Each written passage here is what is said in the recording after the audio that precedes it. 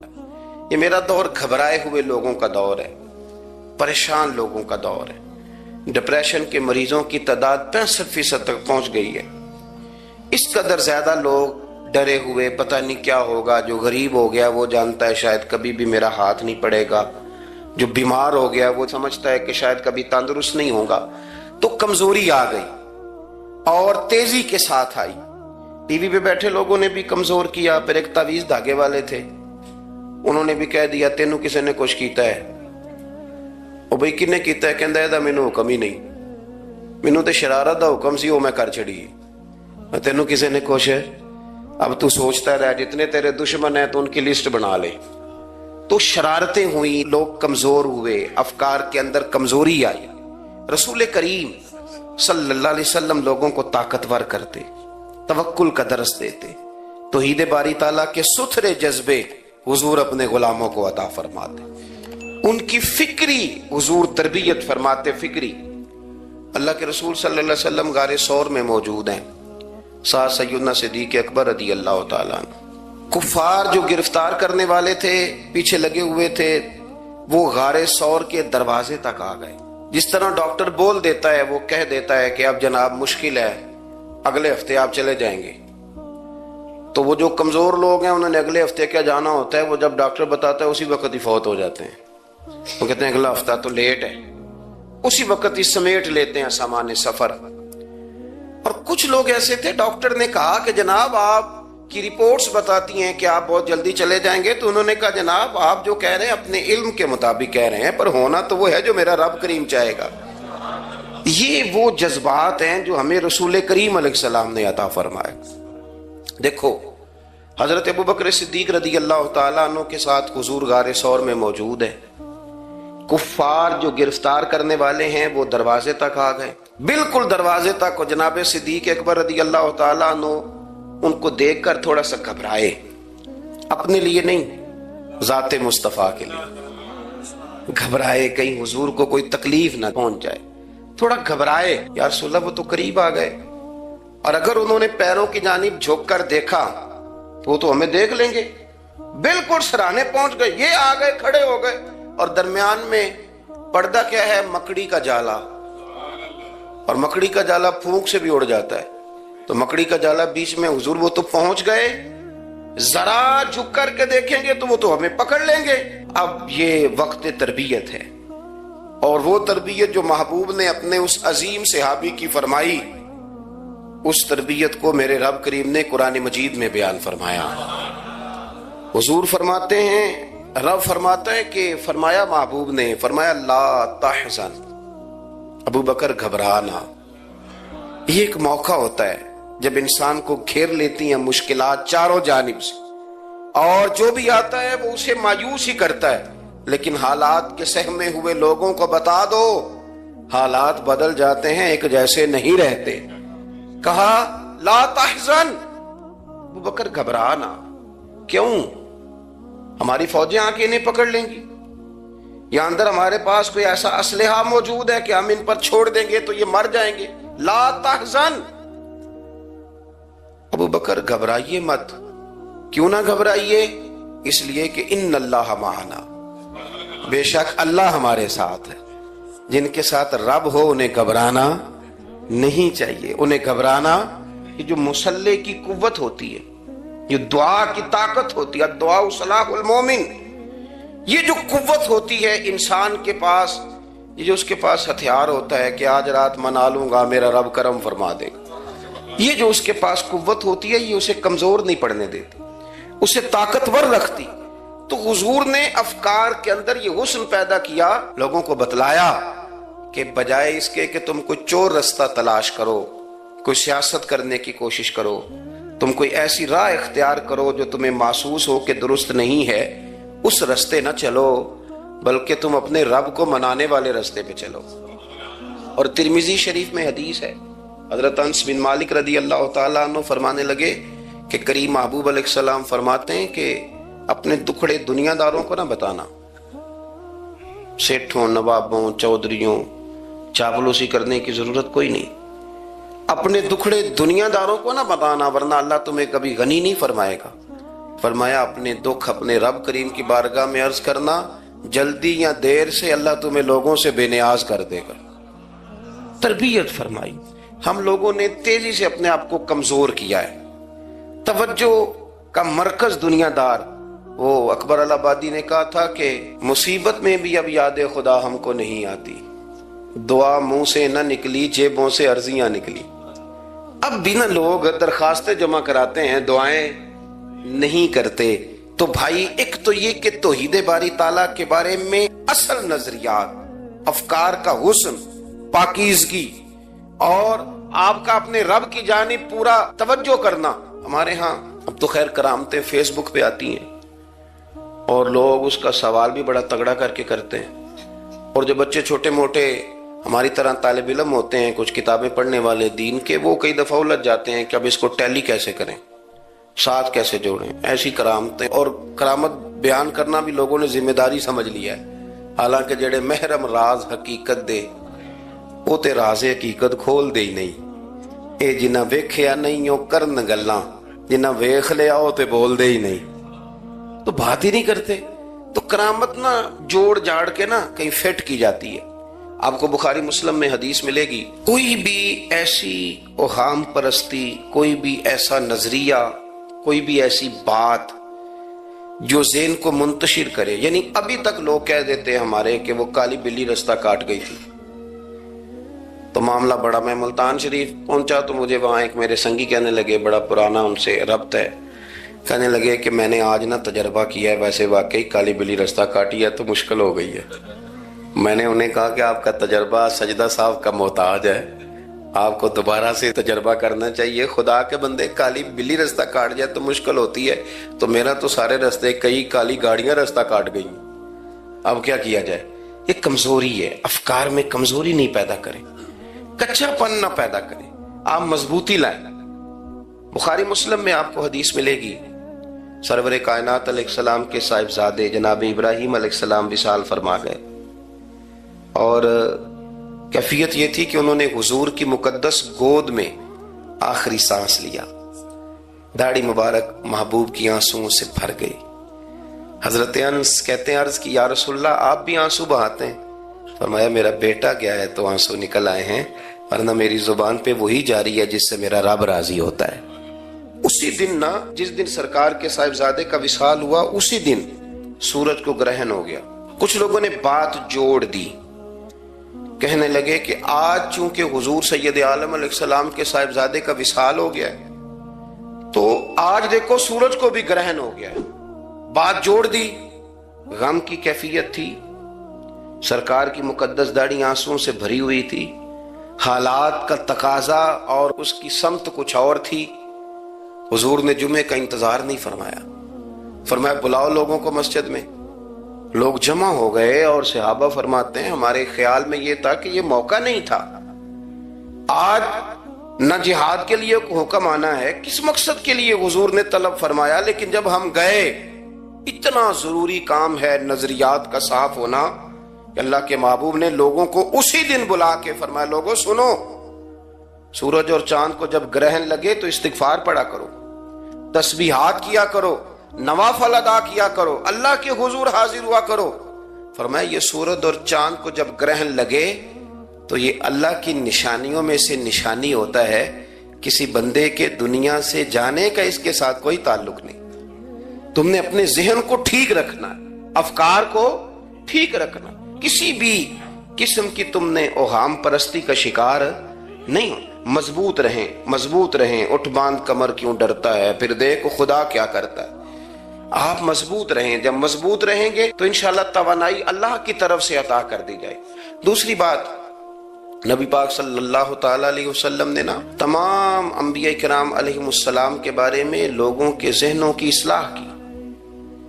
آپ کبھی قرآن حکیم کا مطالعہ فرمائیں، احادیث مبارکہ کو پڑھیں تو میرے محبوب کریم کی شان یہ ہے کہ حضور نا انبیاء کی شانیں بیان کرتے ہیں۔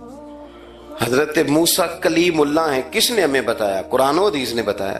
شانیں بیان کی نبیوں کی، عظمتیں بیان کی۔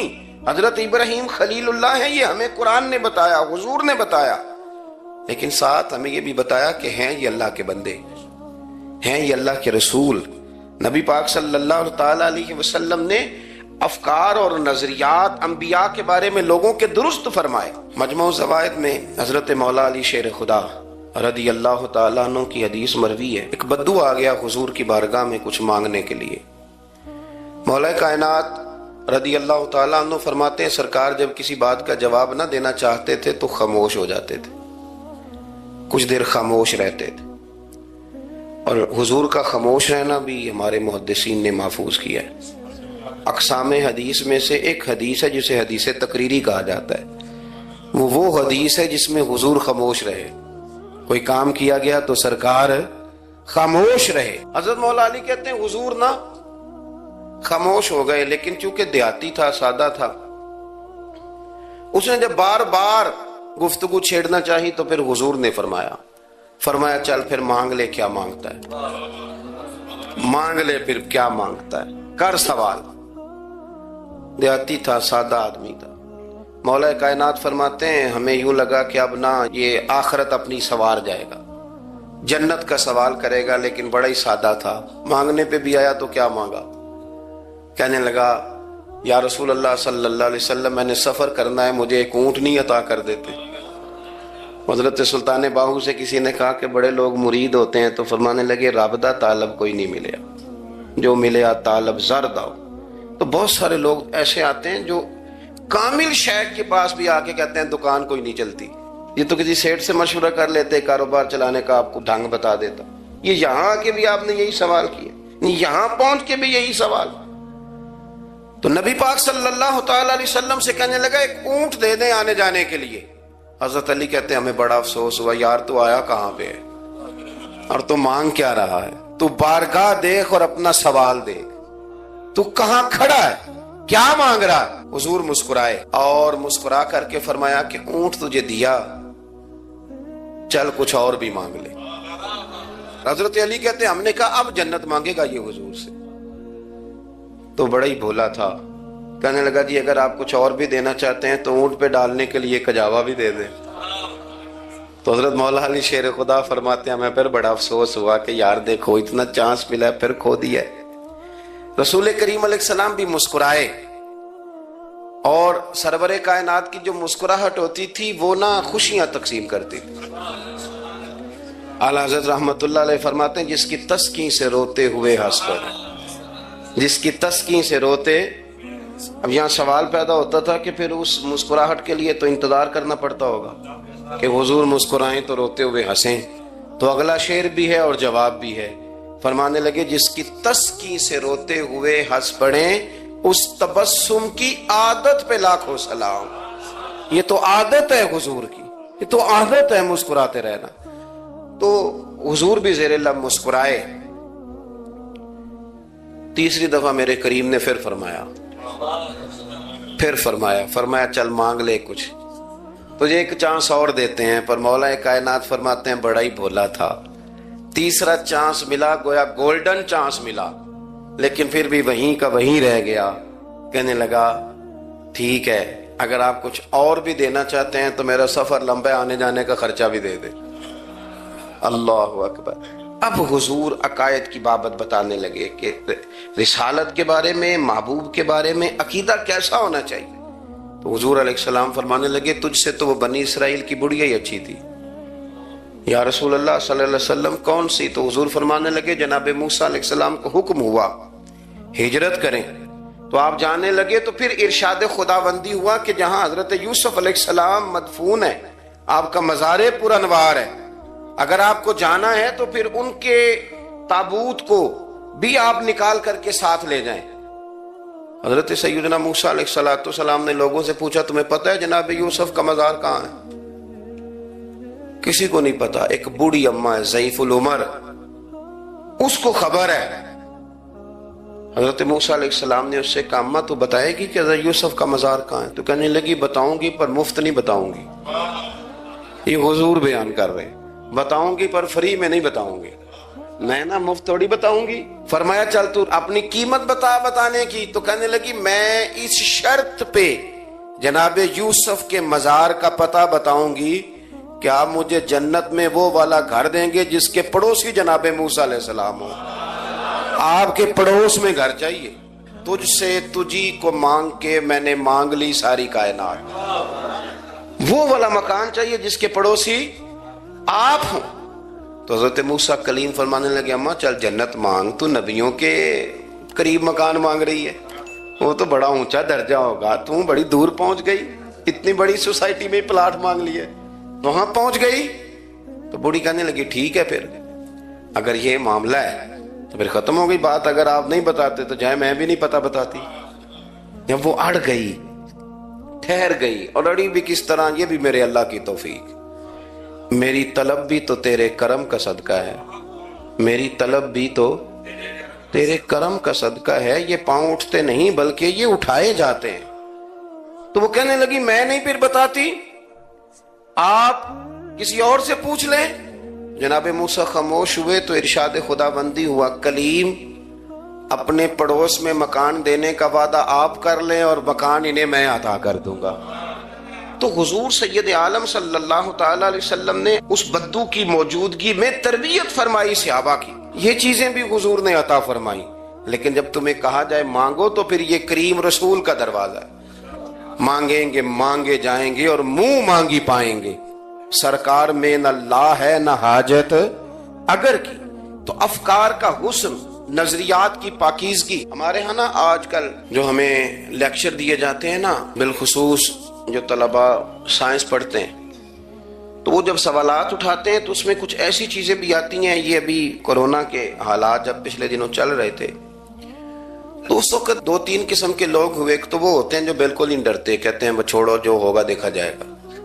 اور ایک وہ ہوتے ہیں جو اتنا ڈرتے ہیں کہ بیچارے اپنے سائے سے بھی ڈرنے لگ جاتے. تو یہ دونوں باتیں جو ہیں یہ درست نہیں ہیں. درست کیا ہے کہ آپ احتیاط بھی کریں گے پر بھروسہ اپنے رب کریم کی ذات پر کریں گے, بھروسہ اللہ. تو لوگوں کو ڈرایا جاتا ہے اور جو خوف پھیلایا جاتا ہے ہمارے ہاں وہ بڑا عجیب قسم کا انداز ہے. قبر کو کھڑکی کوئی نہیں ہوتی, دروازہ کوئی نہیں ہوتا, آکسیجن کیسے جائے گی. یا آپ کبھی ٹویٹر پر مختلف بڑے لوگوں کے پیغامات دیکھیں تو موت کے بارے میں جب وہ چیزیں شیئر کرتے ہیں تو عجیب سا رنگ اس کا محسوس ہوتا ہے کہ اللہ جانے یہ بیچارہ کہاں کھڑا ہو گیا ہے. اور خوف, اور لوگ اس کا ذہن بنا کے ڈرتے ہیں. ڈرنا چاہیے, ضرور ڈرنا چاہیے, لیکن ایک بات یاد رکھیں, حضرت مولا علی فرمایا کرتے تھے کہ ڈرنا تو اپنے اعمال سے چاہیے اور ان کو درست کرنا چاہیے. ڈرنا تو اس چیز سے چاہیے کہ کیا ہم نے وہ راستہ اختیار کیا ہے جو قبر کو بالکل تنگ کر دے گا, جو جہنم کے گڑھوں میں سے گڑھا بنا دے گا. اگر وہ راستہ ہے اور اس پر آپ چلے ہوئے ہیں, آپ سخت ہو گئے ہیں, آپ نے سوچنا چھوڑ دیا ہے, آپ نے حقوق العباد کے معاملے کو ترک کر دیا ہے, آپ اپنی طبیعت کے لحاظ سے لوگوں کو ستانا مشغلہ بنا بیٹھے, آپ حلال حرام کی تمیز چھوڑ گئے, نگاہوں کی صفائی سے لے کر رزق حلال کو پیٹ میں لے جانے تک اگر غیر محتاط ہو گئے تو پھر تو خوف کھائیں. لیکن یہاں ان نظریات کی بابت جو حضور نے ہماری تربیت فرمائی, تو حضور نے ہمیں یہ نہیں فرمایا کہ میرا مومن ہو تو تم اسے کھڈے میں چھوڑ آؤ گے, ہو زندگی تقوی اور محتاط رہ کر گزارنے والا اور تم اسے کھڈے میں چھوڑ آؤ, یہ نہیں ہے. بلکہ فرمایا جو میرے مومن کی قبر ہوتی ہے روضہ تم من ریاض الجنہ, وہ تم اسے نا کھڈے میں نہیں چھوڑ کے آئے, باغ میں چھوڑ کے آئے ہو. آپ باغ کا تصور کریں پھر قبر کو سوچیں. نہیں, باغ میں چھوڑ کے, اور باغ بھی معمولی نہیں, جنت کے باغوں میں سے باغ, جنت کی کیاریوں میں سے, روضہ من ریاض الجنہ. اب ذرا اس اینگل سے آپ اپنی قبر کو سوچیں, اس رویے کے ساتھ کہ اگر قبر آپ کی جنت کا باغ ہے تو باغ میں جاتے بندہ ڈرتا تو نہیں, اور باغ اتنا حسین ہے کہ جس میں پہلی آنکھ کھلے گی تو پہلی نظر اٹھے گی تو مدینے والے محبوب کا چہرہ نور نظر آئے گا. اتنا شاندار باغ ہے, آپ اس کی رعنائی, اس کا حسن اور اس کی خوشبو کو ملاحظہ فرمائیں. تو حضور نے نا ہماری تربیت فرمائی. میں اکثر کہا کرتا ہوں احباب سے کہ انسان 10-15 سال کے بعد پردیس سے واپس لوٹے اور ماں اگر موجود ہو نا گھر میں, اتنا تگڑا استقبال کرتی ہے کہ مزہ آ جاتا ہے. اس کا بس نہیں چلتا, مکان بھی نہیں بنا دے, فلانی چیز بھی نہیں لے آؤ, میرا پتر آ رہا ہے, فلانی بھی. تو سالوں بعد بندہ گھر لوٹے تو ماں اتنا استقبال نہیں کرتی جتنا قبر میں اللہ کی رحمت بندے کا استقبال کرتے. اس لیے جب یہ سوچ بن گئی تھی نا صحابہ کی حصول جنت کی، تو پھر ان کو لگاؤ ہو گیا تھا. پھر دنیا کی زندگی، جاہ و جلال، مال و دولت اتنا زیادہ وقت نہیں رکھتا تھا ان کی نظر میں. پھر وہ سمجھ گئے تھے اس بات کو کہ کن فی الدنیا کاننا کا غریب و عابر سبیل، سمجھ گئے تھے کہ یہ مسافر ہیں ہم یہاں.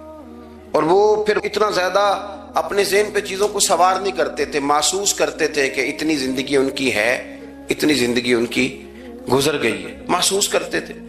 اور اس پر پھر وہ جو فوکس کرتے تھے وہ آخرت کے لیے کرتے تھے. ایک خاتون حضور کی بارگاہ میں حاضر ہوئی. یہ بھی سیاستہ میں آپ کو روایت ملے گی، بہت ساری کتابوں میں ہے لیکن اس کی اصل آپ کو بخاری شریف میں ملے گی. حضرت ابو ہریرہ رضی اللہ تعالیٰ عنہ فرماتے ہیں کہ خاتون آئی تو اس نے آ کر نا بڑے درد کے ساتھ حضور کی بارگاہ میں استغاثہ پیش کیا. عرض کرنے لگی یا رسول اللہ صلی اللہ علیہ وسلم، میں نا مرگی کی مریض ہوں اور بڑی تکلیف میں ہوں. یہ جو مرگی کا مرض ہوتا ہے یہ اعصابی بھی ہے، جسمانی بھی ہے. ذہن کو کنٹرول کرتا ہے اور انسان جسمانی طور پر بھی بالکل اس وقت جب دورہ ہوتا ہے مفلوج ہو جاتا ہے، ذہنی طور پر بھی خوشی غمی آنا جانا دشوار ہو جاتا ہے انسان کے لیے. تو وہ خاتون عرض کرتی ہے یا رسول اللہ صلی اللہ علیہ وسلم، مجھے مرگی ہے، کریم آپ دعا فرمائیں رب مجھے شفا عطا کر دے. حضور دعا فرما دیا کرتے. اللہ تعالیٰ نے میرے محبوب کے وجود کو شفا بنایا تھا. لعاب دہن مولا علی کی آنکھوں پہ لگائیں تو رب کریم فوراً شفا عطا فرمائے. لیکن حضور نا تربیت جب کرتے نا، تربیت لوگوں کے بیچ، تو پھر نظریات کو، عقائد کو، افکار کو حضور غسل دیتے، وضو کراتے. یہاں بھی سرکار نے صحابہ کے بیچ اس خاتون سے گفتگو فرمائی اور حضور فرمانے لگے اگر تو کہے تو میں دعا کرتا ہوں رب تجھے شفا دے دے گا. حضور فرمانے لگے اگر تو کہے میں دعا کرتا ہوں اللہ شفا دے گا. اور فرمایا اگر تو کرے صبر تو میرا وعدہ ہے رب بغیر حساب کتاب جنت عطا کرے گا. اب یہ سوچ ہے، یعنی ہمیں جب چانس ملتا ہے دنیا اور آخرت میں چیزوں کو عکس کرنے کا تو آپ نظر دوڑا لیں دائیں بائیں کہ لوگوں نے توجہات کہاں اپنی مرکوز کی ہوئی. حضور نے فرمایا اگر تو کہے تو رب کریم ہے، وہ شفا دے گا، میں دعا کروں گا. اور اگر تو صبر کرے، مانا کیا کہ اگر تو مرگی کے ساتھ ہی گزارا کرے، اس کے ساتھ ہی وقت بتائے تو پھر رب تجھے جنت دے گا. یہ سمجھ لیں بات، اس پر غور کریں. وہ جو بیماری کو رحمت کہا گیا تو یہاں اس کا عملی مظاہرہ ہونے جا رہا ہے. حضور فرمانے لگے گر تو صبر کرے تو رب جنت دے گا. صحابہ کہتے ہیں اس بوڑھی نے 1 منٹ نہیں لگایا سوچنے کے لیے، فوراً عرض کرنے لگی. گویا عرض کرتی ہے حضور تھوڑی سی تو زندگی ہے، میں مرگی کے ساتھ ہی گزارا کر لوں گی، آپ دعا کریں رب مجھے جنت عطا کر دے، میرے لیے جنت کی دعا کر دے. تو صحابہ فرماتے ہیں حضور نے دعا کر دی، گویا وعدہ ہو گیا جنت کا. وہ عرض کرتی ہے یا رسول اللہ صلی اللہ علیہ وسلم جب مرگی ہوتی ہے تو میرے وجود سے کپڑا ہٹ جاتا ہے، ستر کا مسئلہ بنتا ہے، اس کے لیے آپ ضرور اللہ کے حضور عرض کریں. تو سرکار نے دعا کر دی. صحابہ فرماتے ہیں کہ وہ دیر تک موجود رہیں، دیر تک. حضرت عثمان غنی کے زمانہ مبارکہ تھا وہ بوڑھی موجود رہیں. جب بھی انہیں مرگی ہوتی تھی کپڑا اپنی جگہ پہ موجود رہتا تھا. اور جب ہم سے کوئی کسی جنتی کو دیکھنے کا سوال کرتا تھا تو ہم کہتے تھے اس بوڑھی کو دیکھ لو، اسے دنیا میں ہی حضور نے جنت کی بشارت عطا فرمائی. تو جو سمجھنے کی بات ہے وہ یہ ہے توحید، رسالت، قبر، حشر، اس کے بارے میں اپنے نظریات کو صاف ستھرا رکھیں. وقت تیزی سے بیت رہا ہے، وقت جو اپنی اس کی سپیڈ ہے اس کے ساتھ وہ گزر رہا. قریب ہوتے جا رہے ہیں لوگ قبر کے، آخرت کے. کرنے کا کام یہ ہے کہ ہمارے نظریات وہ ہوں جو ہمیں رسول کریم نے عطا فرمائے. حضرت فاروق اعظم رضی اللہ تعالیٰ عنہ جیسے دلیر آدمی حضور کے مقدس وجود پر موٹے بان کی چارپائی کے نشان دے کے جب روئے ہیں تو حضور نے وہاں بھی تربیت فرمائی ہے. فرمایا عمر کیا تم پسند نہیں کرتے کہ اللہ آخرت کی ساری شانیں ہمیں ہی عطا کرے، اور دنیا میں ہم تھوڑی سی مشکل دیکھ لیں تو ان چیزوں کو ہم نے سمجھنا ہے. یہ چیزیں ہمیں جینے میں آسانی پیدا کریں گی، ہمارے لیے مددگار ثابت ہوں گی، ہمارے افکار کو یہ تازہ رکھیں. پھر بہت زیادہ الجھاؤ، بہت زیادہ پریشان ہونا، بہت زیادہ ڈپریشن کا شکار ہونا، بہت زیادہ ہمارا دنیاوی معاملات کے اندر تفکر کرنا یہ ہمیں کمزور نہیں کرے گا، بلکہ ہم توانا رہیں گے۔ اللہ کے حضور دعا ہے مالک کریم کہی ہوئی باتوں کو قبولیت کا درجہ عطا فرمائے۔ دوران گفتگو جام بھول گئے، اللہ ہمارے ساتھ درگزر والا معاملہ فرمائے۔ آخر دعوانا مجھ پہ بھی چشم کروں اے میرے آقا، کرنا حق تو میرا بھی ہے، رحمت کا تقاضا کرنا مجھ پہ بھی چشم کرم۔ تو کسی کو بھی اٹھاتا نہیں اپنے در سے، تو کسی کو بھی اٹھاتا نہیں اپنے در سے، کہ تیری شان آقا، کہ تیری شان کے شایا نہیں ایسا کرنا مجھ پہ بھی چشم کرم۔ یہ تیرا کام ہے اے آمنہ کے در یتیم، یہ تیرا کام ہے اے آمنہ کے در یتیم، ساری امت کی شفاعت تن تنہا کرنا، ساری امت کی شفاعت تن تنہا